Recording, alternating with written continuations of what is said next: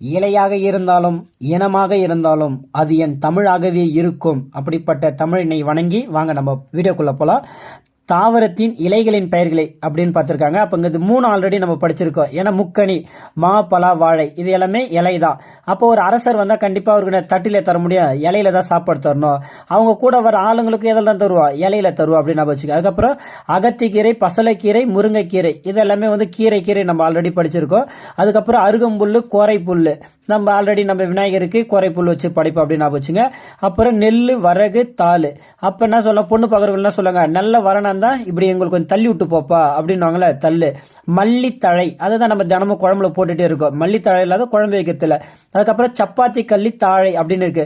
அப்போ சப்பாத்தியை நல்லா சுட்டு தரவங்களுக்கு என்ன கொடுக்கலாம், மடல் கொடுக்கலாம் அப்படின்னு நான் வச்சுங்க. ஓகேவா, மடலாக சுடுவாங்க. அதுக்கப்புறம் கரும்பு நாணல் தோகை அப்படின்னு இருக்கு. அப்போ உருகை கரும்பு, கை கரும்பு வாங்கினா அது கண்டிப்பாக என்ன இருக்கணும், நாணயம் இருக்கணும் அப்படின்னு வச்சுக்க. அதுக்கப்புறம் தென்னை பனை ஓலைக்கு பார்த்தீங்கன்னா ஓலை, அது நம்ம ஆல்ரெடி நம்ம படிச்சிருக்கோம்.